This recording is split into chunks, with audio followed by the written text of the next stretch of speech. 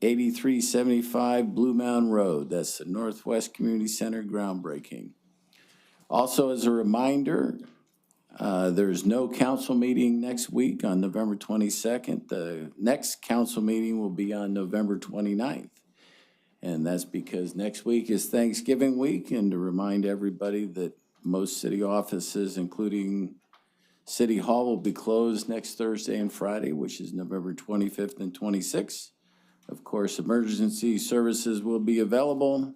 Garbage pickup will be modified, and you can get all those questions answered on our website there. Next up, informal reports. The first informal report is on the 2023 street sweeping program. Brandon Bennett is available if there are any questions.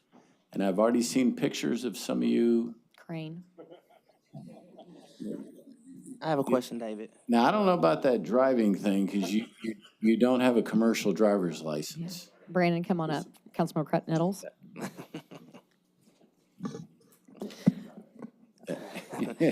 I drive it. So this is exciting for our community, for sure, increasing the amount of street sweepers. Is there a mechanism where residents can request it to come down in that area? Yeah, absolutely. Right now, they just call the city call center and say, I'd like my street swept, and we'll put it in as a work order. And we'll do it as resources are available. First call, probably first served, unless it's a big cleanup. And then as we start getting we're using a contractor right now, as we start to get our own street sweeping equipment in, then we'll be able to do it a lot faster. We are also working on adding a link on the city app, so you can click request a street sweeper, and we'll go and do ad hoc street sweeping there. As far as regular street sweeping, if it's a street that needs regular street sweeping, we can, add it to our list. But I think a lot of these requests that come in will probably be one time, and then we'll let the resident know if it gets dirty, 9 months down the road again, to give us a call back, be our eyes and ears, and we'll come back and hit it again. Is there an easy way for council to request it, or do the same? Yep, do the same thing, right? You can just, shoot me an email. But yeah, you can do it through the call center, shoot me an email, anything like that. So we're contracted now. How many do we have that are available now? We went from 2 to what? I don't know exactly how many that the contractor is using on the lane miles. What they're doing right now is they're doing what's called a pre-clean, because we haven't done street sweeping. So some of the streets are actually requiring like 3 and 4 passes before they're clean. And then probably by January, we'll be doing actual street cleaning. But again, we have 2 big ones in-house and we have 2 small ones in-house.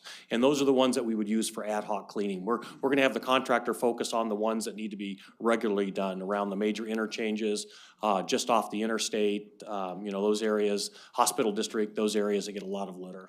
Okay, well, appreciate your work. I mean, a lot of us are going around saying we got 12, so the sooner we can get to 12, that'll be good, so we won't be lying. Yeah, don't be bashful. Don't be bashful about telling people that they give us a call. We'll figure out a way, right? We got nighttime hours we can sweep. We got weekends. There's all kinds of off hours that we can use to pick up these ad hoc projects. One thing I'll say, when I did sweep the street that day, there was, because we don't sweep on a regular basis, there was debris in the way.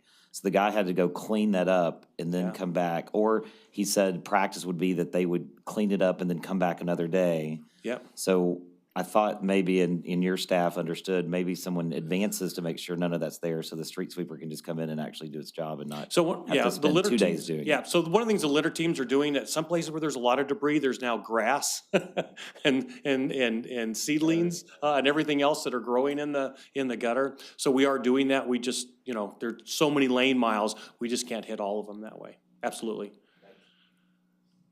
Thanks, Brandon. Appreciate it. Okay. Done? Well, stay right there. Hold on. I don't think I need to go anywhere. The next informal report is on residential solid waste collection and the route adjustments. And Brandon and Valerie are available if there are any questions. Councilmember Beck. Yeah, I see Steve Keller here from Waste Management as well, and I know we had a very productive conversation on the phone this morning. But we got this really wrong. Yes, you did. We got this really wrong in some major ways. We didn't communicate with our residents. We didn't communicate with our council members. We had incorrect information on the website. So, we all know how much I love late night emails the night before. So at 7:47 on Sunday, we got an email notifying us, and for my district, it was 18,000 residents that were impacted. There was no information about which neighborhoods were impacted or which routes were impacted. We actually had to request that information before we could even start communicating with neighborhood leadership.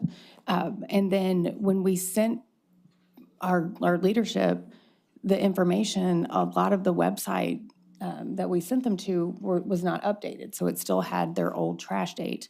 I can tell you in Mistletoe Heights, they missed a whole week of trash pickup. I mean, it took 5 days after the first missed one to get some of those locations picked up.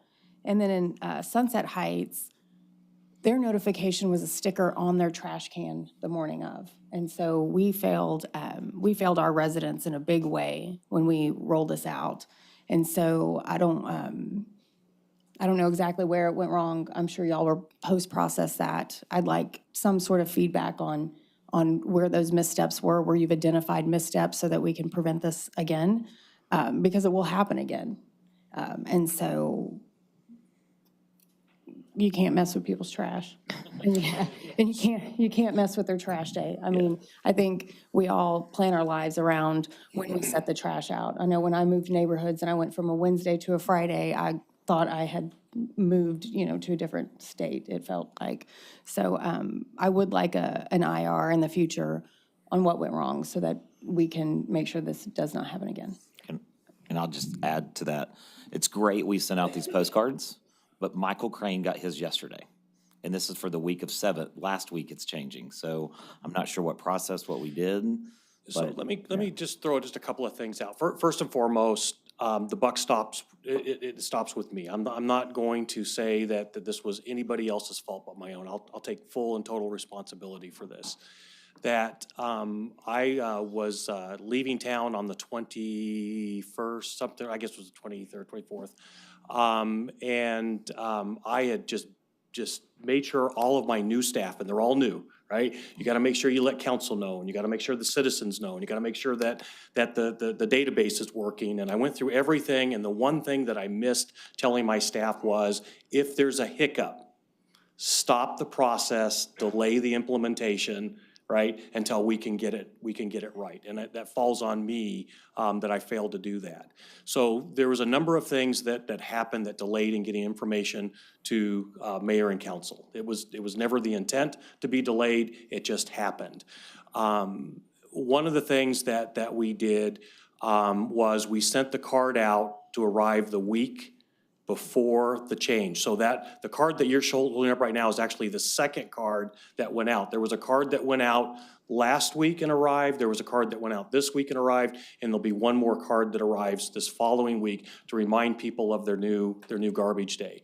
What we've learned over the years is that there's no magic way to doing it, but we always try to do it a little bit better each time. This time we used postcards instead of an envelope, because one of the feedback we got last time, or when we used the envelopes, was that people didn't open it. We did door hangers one year, and people said that the door hangers fell off the doors. So this time we really felt like the postcards, because it had the date, everything on there. And again, one of the things we missed was it was an election cycle, and what we didn't have from the debrief last time was all the postcards, election postcards that people get in their mailbacks. So it got out, right? It just, a lot of people missed it with the election flyers and stuff were in there. Again, that was part of the debrief, and we'll make sure that doesn't happen. We elected not to do the robocall because a lot of the phone numbers we have are for landlines that don't exist anymore. We didn't feel that would have the impact. And then when we worked with our national collection partners, the industry folks, Republic, Waste Management, and others, all of them said that for rerouting, their recommendation was get the cards the week you know, the week before, right, or that week of. Don't do it beforehand because people get confused which week. They have to remember, is it in 2 weeks, 3 weeks, something like that. And that's been our experience also. All of those things will be fixed for the next go-around, particularly with notifying you, the council, that you should have actually been notified about 2 weeks before this happened, and then it should have been going out on the webpage and everything else, and that didn't occur. So I apologize for that. I will tell you at the end of the day, this is not to lighten the failure any bit. But I can tell you that this time around isn't any worse or any better. It could have been better, right, if we had done some other things. But it's not any worse or any better than what we've done. Anytime we do a reroute, Ms. Beck is right, you don't mess with people's taxes and you don't mess with their trash, right? And anytime you do that there's always something that just doesn't fire off right, and we know that. So we did about a third of the routes that changed. About less than 2% of the folks reported absolute misses where they wanted us to come out, get the carts. We ran the garbage trucks on Saturday to play catch up, and then they've been doing catch up this week also. In my area, I live on the other side of Mistletoe Heights. I was a Wednesday collection that moved to Thursday. I got up real early in the morning because I knew the street was gonna be a horrible thing to see. And there was only 2 carts out on my street. They were both rental where the owner pays for the garbage, so the tenant didn't get the notice. So one of the things that we did, and this will be the last thing, we can move on to other IRs or other questions, is, so one of the things that we do is we know that people are gonna put their carts out on their garbage day, even if they know it's moved. And we talked to people and they told us that. Just to be double sure their garbage gets picked up, they'll put it out on the old day and the new day. When they put it out on the old day, we drive around and put a tag on the cart. So in addition to the postcards, we put a tag. So then when people get home and they see their garbage wasn't picked up, there's a tag on the cart that says your new garbage day is, right? So they know when to put their garbage out. And then lastly, we're telling people that if you have any excess garbage, bag it, put it beside the cart, and we'll pick it up at no extra charge. We'll do that for several weeks, just like we've done in the past. Yeah, I appreciate all that, and I appreciate what you're pointing out. I think one of the things, the biggest that you miss is the communication piece that we can help you do. And you said, well, we didn't think it was election. We didn't focus on it. Probably someone around this table would have said, oh, it's November 8th. There's people are gonna be paying attention. Exactly. So I feel like we keep having this conversation again and again, but I would say major things like that, when you are going to mess with someone's trash or anything, just float it with us, even in a, doesn't even in a formal capacity. Hey, we're thinking about doing this. I understand the need of telling people right before it happens, but there may be other problems that we might be able to solve for you. Or we, as soon as we knew about it, we were emailing our neighborhood associations just to let them know. So I don't know if neighborhood service, if they were involved in it, community engagement was involved at all, but that was also something that could have been done to help besides just the postcard and everything else. But we appreciate what you do. I just think we And I apologize to all of you and to our citizens that we didn't get it right this time, and we'll make sure we get it right next time. Next time, can we get a brief to council before it goes into effect at a minimum? Yeah, absolutely. Thankfully, we don't do this very often. It'll be probably another 6, 7 years, unless the city keeps growing like it's growing. It could be sooner, so, but we'll let you know. Thank you, Brandon. We appreciate it. Maybe when we send out that next postcard, as a reminder again, just say, I'm sorry. Like, as a city, we're sorry if we confused you. Just as a reminder, here's your new trash day. People might appreciate that. We appreciate you. Thank you very much. You didn't tell us where you were when you left town. It was very important. You went on a honeymoon. Yeah, well. So it's okay to disconnect on your That's no honeymoon, Brandon. excuse. No, it's okay. All right, thank you. Let's see, our next informal report is on the adoption of the City of Fort Worth's 2023 State Legislative Agenda, and TJ Patterson is available if there are any questions. Anything you want to add, Michael?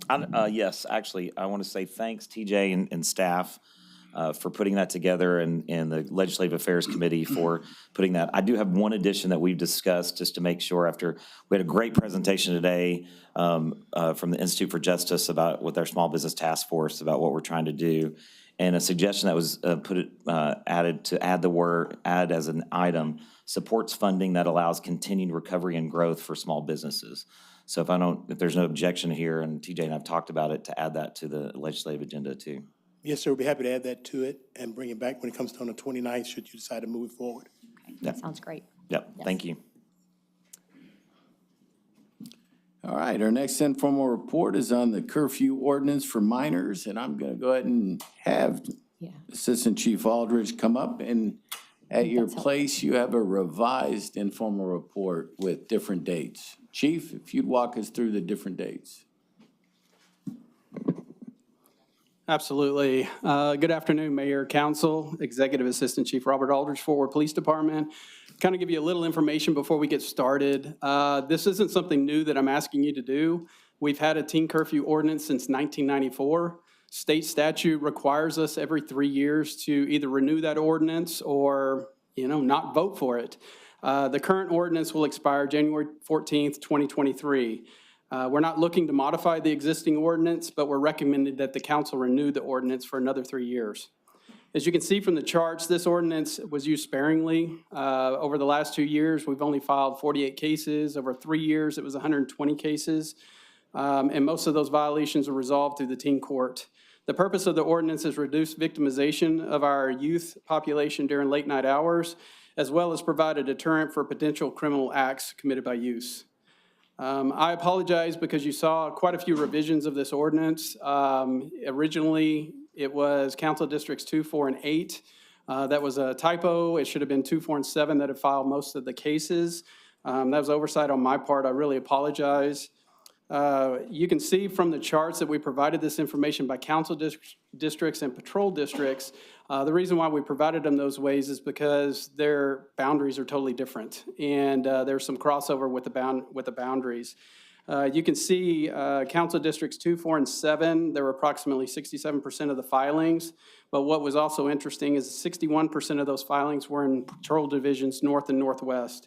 So we have two scheduled public hearings for November 29th and December 13th. That's a little bit different than what you originally saw. The change is from January 10th to November 29th. We realized that that was a work session, not a council meeting, and so we wanted to make sure that the public hearings were on council meeting days. With that, I'll answer any questions in reference to the teen ordinance. Questions, Council Elizabeth? This isn't for you, Chief. It's actually for municipal courts, because I'm supportive of continuing. What concerns me is when we look at the total number of closed cases, open pleas, and then those that have not had any pleas, have not been pleaded at all. These are minors, and a lot of them are looking to move on, right, after college or after high school, whether that's, joining the military or college or a trade school. And so not just this particular ordinance, but anytime we have a minor in our municipal court system, I think it's imperative to try to clear those as soon as possible, because we don't ever want to be the barrier to entry to a next career or a better life. Correct. I agree with you, Councilmember. The information that was provided was a snapshot at that time. We do know that we've been working through the caseloads that we've had ever since, we've had some of the backlogs related to COVID. Fortunately for us, we've been able to work through a lot of those. What we can do is provide you a more recent snapshot. I will say, kind of looking back at the history related to those that are currently open, we have seen those cases move along the case cycle. So some of those already either set or going through the teen court program, but I can provide you that update. Councilmember Flores? Thanks, Mayor. Chief, I've been trying to think how you might get this data, and not to make it into a science experiment, but I would be curious, for the council districts identified, how many schools in the areas within a certain radius where the violations were found occurred? I'm looking for patterns, basically. Are there schools that have more of a curfew problem versus others? And so essentially that, just looking for a correlation of violations of school enrollment. We can definitely try and work on that data and get it to you. Okay, thank you, sir. You bet. Anybody else? Councilmember Nettles? Okay, I have a few questions. One of the things is how we communicate this information out. I heard you say we've been having this for a while, but I think when we had a couple of the shootings in the summer, a lot of the community started coming out and asking for the city to implement a curfew. Sure. But we obviously already had it in play. Yes. So is there something that maybe we can go back to the community and say, hey, this is an ordinance that is in play? Maybe if we're gonna re-adopt it, can we get that communication back out to the community? That'd be a great opportunity to use our social media platforms and reach out to the HOAs and all the community members to let them know that it's in place and that we have one. Okay. I was reading this ordinance, and I believe it said somewhere they are given a citation on scene once they define if they are violating the ordinance. Correct. Is there a mechanism where, so these are young children, Yes. These are minors. Is there a mechanism where we are able to call the adult they're associated with? We do. Okay. We don't just issue a citation and let them continue to walk down the street. So we actually call the adult, have them come out and take custody of the child. Okay, do we have a warning process, or each time they're? It's not each time. I mean, we definitely use our discretion and in what situation we find the use in. So not every situation are we going to write a citation. I mean, if it looks like it's something very harmless, maybe they're at a school playing basketball, there's definitely opportunities for us to reach out to the parents, have them come pick the kids up, and no citations issue. However, if we're getting multiple complaints of criminal activity or, let's say, cars getting broken into, for an example, then we would probably issue that citation, call the parents out, and have them come get them. Okay, and I saw that it talked about public places. Public places are more like stores, schools, Yes. City property. What about neighborhoods? They're hanging out in front of their house or 2 doors down. Is that considered a public place? Or, because I'm sure you may be getting calls that we got kids hanging outside, they should go in the house. Whoop. I mean, if we get those calls, we'll probably knock on the door, or at least say, hey, can you go in the house? I mean, we do have an ordinance in place. I wouldn't anticipate we would go out and write a ticket if somebody was just a couple of doors down from their house. Okay, and you can verify that by maybe ID or where Yes. you live? Okay. Yeah. Thank you, Chief. You bet. Any other questions for council? No. I'm curious on the. I have one, Mayor. Oh, go ahead, Jared. Oh, I was just gonna ask Chief to speak to, I was looking at the curfew filings by race and ethnicity and noticed that our Black kids are double in terms of proportionality to the city's representation. Could you speak to that a little bit? Well, a lot of those are depending on what area that we encounter these individuals. I mean, if they're near their house, near a public place that isn't far away from their house, depending on the demographics of that community, that's how, some of these filings actually occur. Unless I looked at every one of the calls, it's hard for me to give you a definitive answer. Thank you for that. I just asked that question because similar to Councilwoman Beck's concerns, I'm always concerned when we're, creating records for youth, especially when it's disproportionate to our population. Mm-hmm. Yeah, Councilman Nettles. Okay, I'm sorry, Mayor. Let me just add, and that was a good point that Jared brought up, and I was gonna bring that point up, but then when I looked at, because the front page says 2, 4, and 7, which in some cases are not minority areas. If we look at the demographics of the council districts, and to see that 2020 and 2021 for sure, not so much in 22, the Black percentage was higher. And so they kind of, I'm throwing this out there, but it kind of concerns me that are certain areas like District 2, 4, and 7, are we getting a lot of calls because of the race and they're being target or whatever getting citations. Because if you look in District 8 and District 6 and 5, where we as a city know the majority of the minority Black community lives, the percentage is much lower. So that kind of concerns me. I think it's worth looking into how we getting these calls in for the curfew. Sure. And who's calling them. So just so I'm clear on Councilmember Nettles' concern, if I'm looking, Chris, go to that second page on page 2 of 4.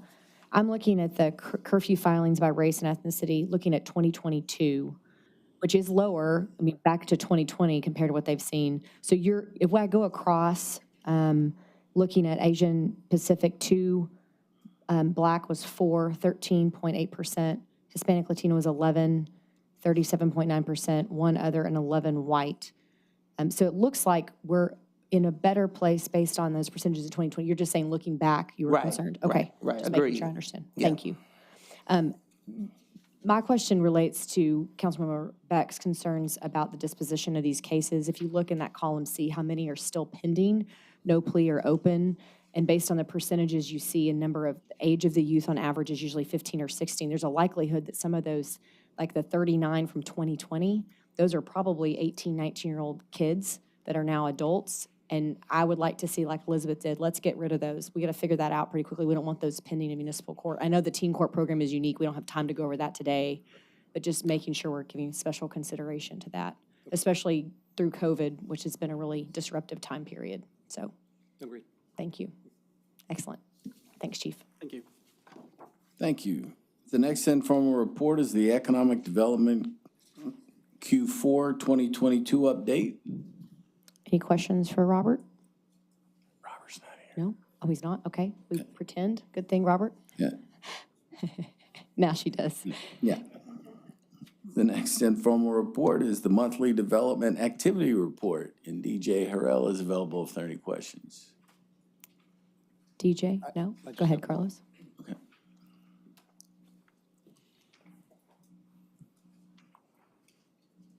BJ, in light of the, increase and sustained uptick in requests, for permits, both, commercial and residential, I know that you and I talked briefly and you kind of stepped through quickly what your department's plans were.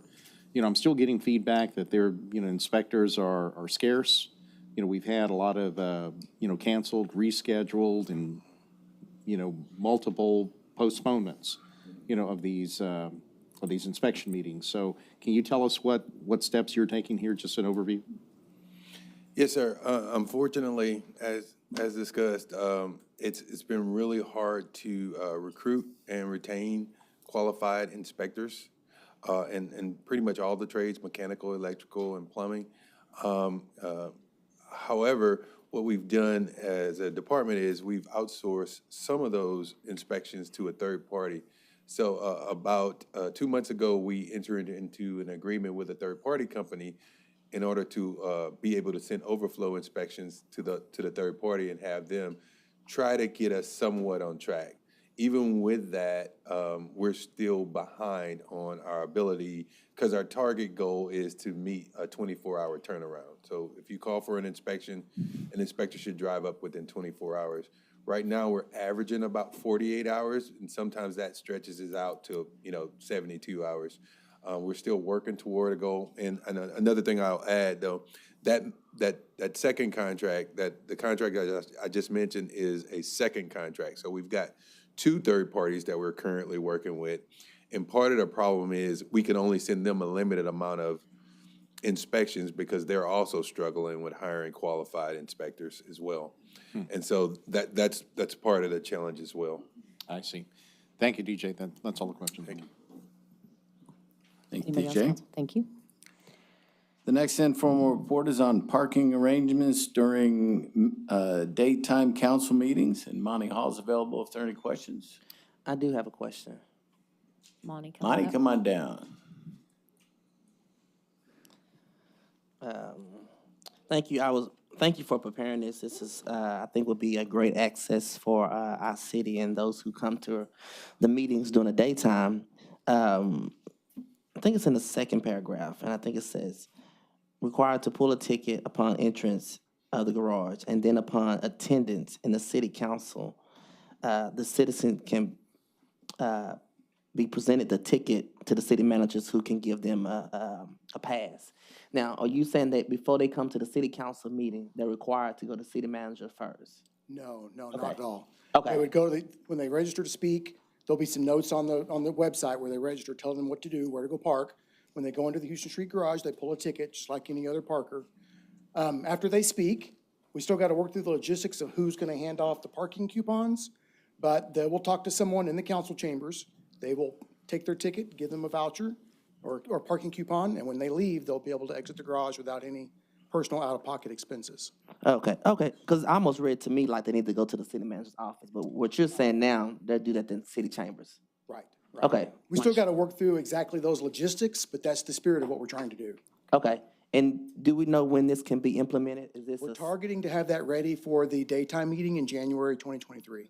Okay, So it won't be available for this next daytime meeting in November, which is the Tuesday after Thanksgiving. But we're targeting that first meeting in January to have all the logistics worked out, the website updated, and all that stuff. and do we know we're gonna do a presentation, or we're just gonna give out communication to the city? We'll have to work through what we need to do on that. Okay. We've got a little bit of time, but yeah, we definitely need to work through our communication plan. Thank you for putting this together. We really appreciate it. Councilmember Beck? Thank you. Yeah, I think it's important that moving forward with this, we not limit it to registered speakers, because oftentimes large groups come to be recognized, or, multiple people come as a group with one registered speaker. And so I think, I get where we're going with that, but if they've come into the chamber to attend the city council meeting, I think that should be enough to warrant the free parking. Okay. Yeah, we can work on adjusting the policy as appropriate for that. Okay. I'm assuming Monty will work with city secretary's office on the logistics of that. Absolutely. Yeah, I talked to them in the city manager's office about that January date before Okay. we come up here, so. Sounds We're in good. Thank you, contact. Monty. Okay, our next informal report is on translation guidelines used for meetings and information, and Michelle Good is available if there are any questions. Any questions for Michelle? All right, our final informal report is on the update on Panther Island and the path forward, and Dana Bergdorf is available if there are any questions. I know it's a short IR, but Dana, if you don't mind just pretty much reading off what that is for the public to understand.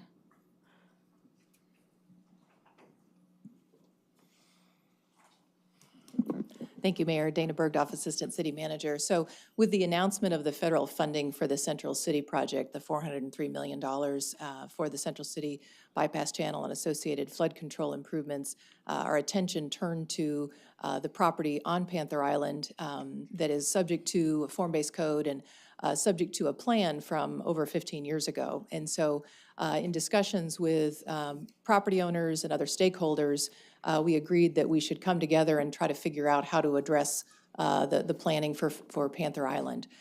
So we worked with, city worked with the Tarrant Regional Water District and Tarrant County, who are members of the Trinity River Vision Authority, as well as with the Tarrant County College District that owns property on the island, with the Real Estate Council of Greater Fort Worth, because we're talking about primarily commercial and non-single-family development, as well as Downtown Fort Worth, Inc. It's adjacent to Panther Island and could be considered an extension of downtown, as well as Streams and Valleys, which of course has been a longtime stakeholder and supporter of all things along the Trinity River and the tributaries. And so the staff from those different entities, we all came together and talked about how we can update our plan, refresh it going forward with current market conditions. And so we decided that what would be best is to have a consultant help us, particularly one with national expertise with downtown or downtown adjacent and waterfront expertise with regard to, again, redevelopment. We want to think about highest and best use, but we also need to consider the constraints of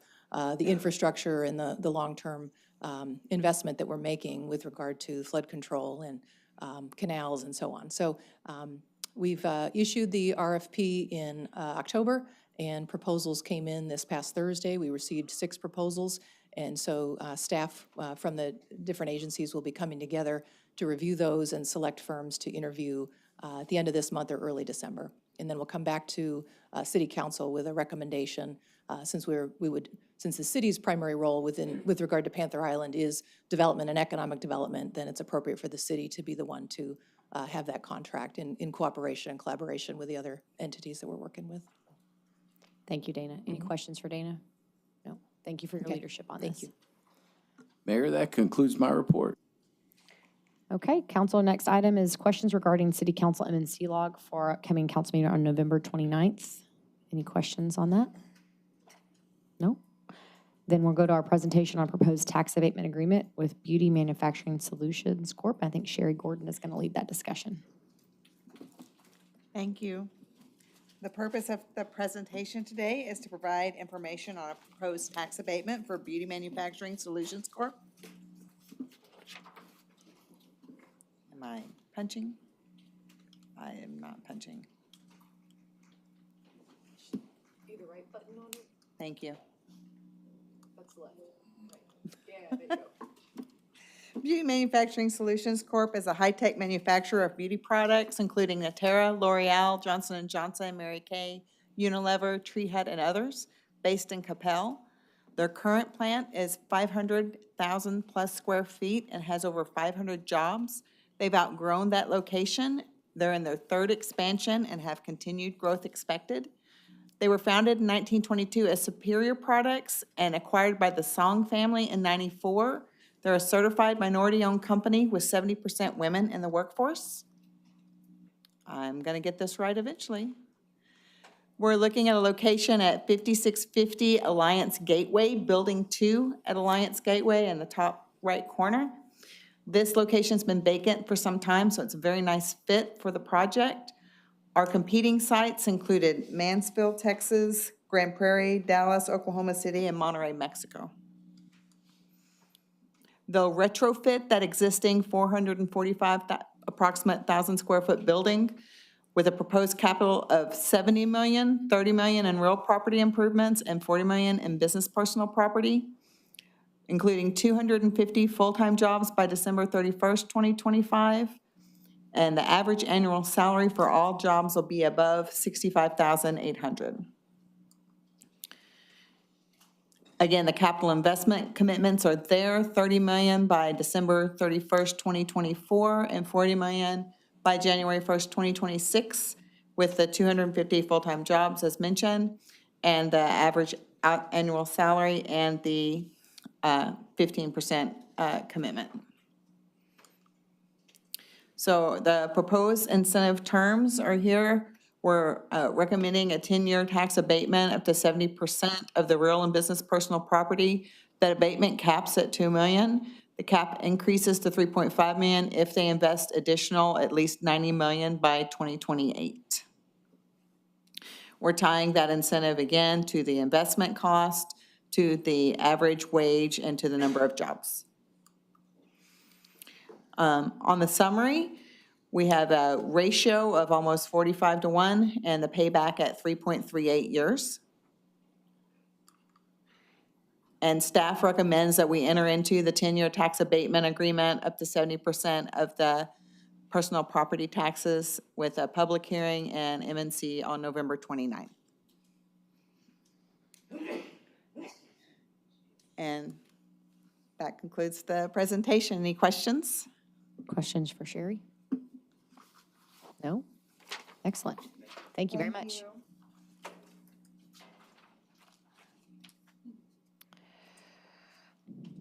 Council, we're going to move to our next item, which is with Brandy Kelp, who's going to update us on our open space conservation program.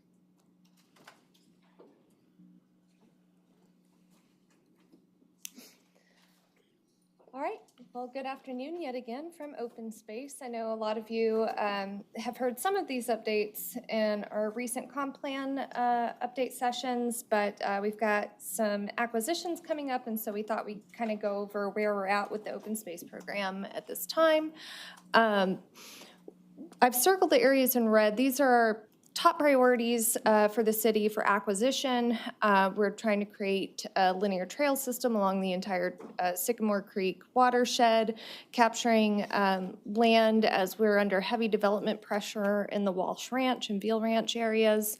We're in the same situation in far northwest Fort Worth, as well as out by the Nature Center. And you may ask, why would we be focusing next to the Nature Center?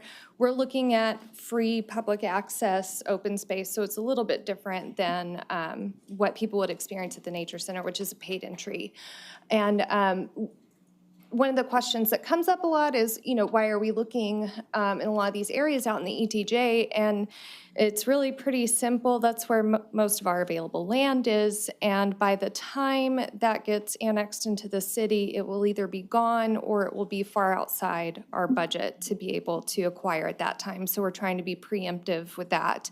At the same time, we're trying to focus on areas, generally smaller parcels where we can, anywhere in the central city along the River Legacy, or not River Legacy, sorry, Trinity River Trail systems that hopefully will eventually connect into that. And like the Patina Road and Osceola acquisitions, which again are smaller, but they're in the more urban developed areas. And so, quick note on our funding. These are our current funding sources. None of them at this time can be used for maintenance. So we are still exploring our options for a sustainable funding source for all of the capital improvements that we're making at these sites. And all of the maintenance funding right now is coming out of Park and Rec, and that is in turn coming from the general fund.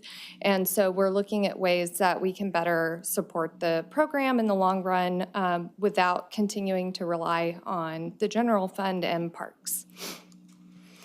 And so some of the upcoming acquisitions on November 29th, we've got the MNC for Nosilla, which is a smaller site, but it is home to some rare migratory bird species. They've been cataloged by a member of the Fort Worth Audubon Society for several years.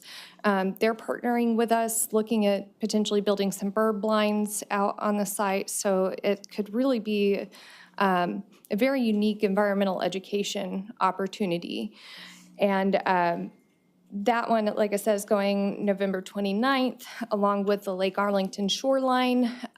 These parcels would help us fill in some of the gaps. The city already owns several parcels in the area, and these would create a more contiguous connection between all of those existing parcels. This is a joint acquisition with Parks. We're each contributing 50%, so half of that acquisition will remain open space and half will be parkland, which will help extend Eugene McCrae Park and really kind of turn this into a destination along the planned ATP trails out there.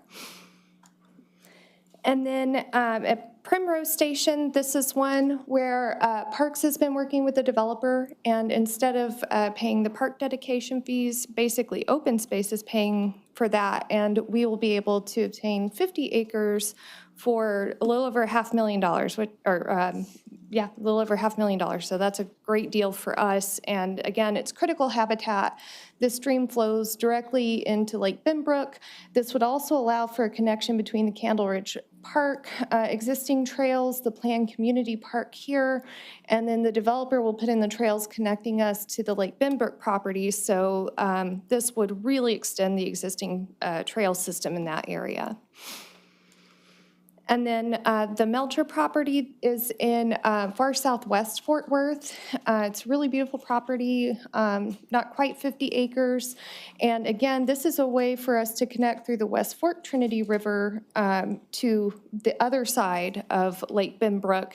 And this is immediately south of all the Veal Ranch development. So it's a significant site in an area that is experiencing really profound development at the moment. And then this is just a table showing our completed acquisitions, those that are in progress here in blue, and then, or the MNCs are coming up, and then the ones that are in progress, these are pretty far along in the process. We've ordered the appraisal on Melcher, and the Primrose Station, we're in the discussions with the developer. So we do anticipate that we'll be moving forward with both of those unless something really unexpected comes up. And so that puts us at a total of $2 million, a little over $2 million left on our gas lease funding and a little over $11 million on the bond. But of course, we're also exploring many other areas in the city, as you saw. So we anticipate those funds will continue to be spent at a pretty rapid pace.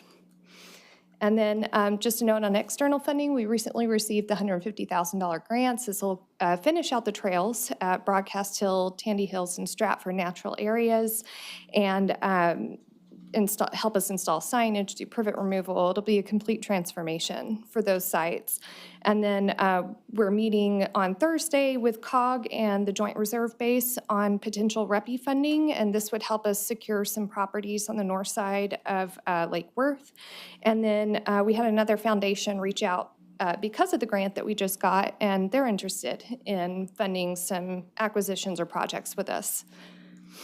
And so some of the major initiatives, again, that sustainable funding source, we're exploring options, seeing what would be our best path forward to basically establish some type of fund for open space and whatever form that takes.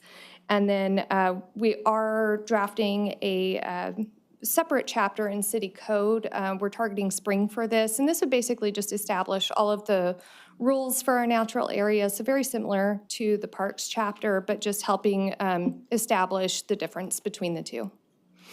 And so are there any questions? Just when you had that conversation with the base and COG about the REPI funding, the Regional Transportation Council not too long ago actually paid to purchase a piece of property on the southern end of the runway because it was in the accident potential zone. And so when you have that conversation outside of REPI funding, do they have any additional dollars to do what we did on the southern end of the runway with the northern end of the runway? I'm not sure there's any property left. I'll take a look, but. You said on the north shore. Oh, so it would actually be across. Okay. Yeah, because I think the runways run all the way up on the south shore. So we're actually looking at the flight path on the northern end of the lake. Yeah. But if it's still in one of those accident potential zones? Oh, it could be- absolutely. Yeah. Mhm. Okay. Any other questions from Brandy? Jared, go ahead. I don't know what is it Sour Patch Kids? Is that what you've got? No, it's lemon mint Ricola. Oh, that's not as good. Okay. No, I'm slowly recovering. That's a lot sadder. Very much so.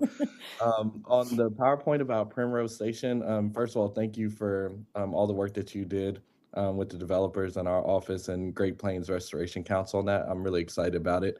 I just wanted to clarify, the connection will be to CP Hadley Park, not Candle Ridge Park. I know some of our residents in Candle Ridge might be overly excited, but this. Oh, apologies. That's actually, I must have pulled up the wrong one when I went into that layer, so sorry about that. No worries, just wanted to clarify for the record, and then really excited about those trails ultimately working their way back to the Chisholm Trail Park and our Chisholm Trail Community Center. So thanks for all the hard work. Thank you. Any other questions for Brandy? That's all. Thank you very much. Looks like that's a conclusion of our presentations. Our last item, council's request for future agenda items or reports. Anybody have any future agenda items? Go ahead. Jared, go ahead. Okay. Go ahead, Jared. One second. We recently had an incident in District 6 at the Park Lake Child Development Center. Long story short, a mother of one of the students there had made some threats to campus staff and also to her own children and herself. And there was multiple 911 calls made, and the first response didn't show up till about 2 hours later. So as a follow-up to that incident, I've met with Chief Staff and Kara Waddell with CCA. I wanted to request a future IR regarding the current policy for 911 call prioritization, and then best practices regarding responding to violent threats at childcare centers and elementary schools. And ACM Costa and Chief Aldridge, I sent them an email so they kind of know more about that. So if y'all have any questions about the report, just feel free to reach out to me. Any other items? Go ahead, Alan. So the Urban Land Institute just completed a study of Frostmoreland property over by Gateway Park. I would like to see that brought here as an informal report. Michael, anything from you? No? Sure. Two things. One, in light of what we talked about earlier, the Institute for Justice did a report today. They looked at the city of Fort Worth and put together barriers to business steps to start businesses in Fort Worth. I'd like them to come or some way present to this group so they can see, because there will be some we will have to have a discussion about policy changes to help our small businesses, and if that's a route that we want to go. It was very great. Anybody wants it, I think Katie has it, and we'll send it out to everybody here so you see what they reported is very good. So that's one thing. The second thing I'd like to see, just in light of our audit conversation, everything today, we had today, is when proposals are put forward, obviously with the budget and other things, we know the costs that they, but much like the state does a fiscal note on anything, I think that would be good for us and our citizens to understand what things would cost when they come forward. So if that makes, okay. Thanks, Michael. Leonard, no? Chris, go ahead. I did have opportunity to meet with Dana today, but I do want to get the report of, I know she's met with all staff, all council on the STRs. I'm getting a lot of calls and emails about when we're going to be bringing that back to council. So I'm asking for a report on that. Also, I'm asking, so when we was in council this last time during the election, again, I think we talked about trying to put the council video on the main page of the website. I think it happened one day and then it went away. Happen again. Right. Yeah. Yeah, I think it happened once and then. Okay, so I'm asking about that again, how we can make that possible if we're not able to. And then with that, if we can, I know I talked to Renee about when they were in training about the issue with Facebook, but if we can get a full report on that issue would be great. Also, I would like a report on the policy, and we talked about this in the exec, but the policy on reasonable distance when an officer is setting up a perimeter around a crime scene or a stop. What is the protocol for implementing the distance? And does the protocol change if the citizens is filming an officer on scene? If we can get a report on that. And then lastly, let me see. Lastly, I want to report on ongoing training for our police officers. Does it change when they go into a higher rank? And how often is, what type of training is given for each rank officer? So that's all I have. So Rebecca.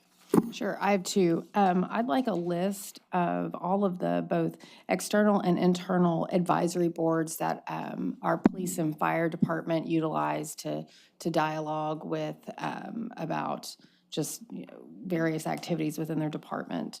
And those that are formal and those that are also maybe ad hoc or informal would be helpful.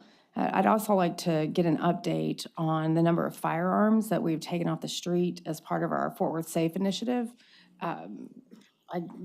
Since the inception of that particular program, I'd just like to get a handle on that. And then when we get that, if we could also get a breakdown of how many of those were juvenile folks that we took weapons from, and those that were over 18 would be helpful. Thank you.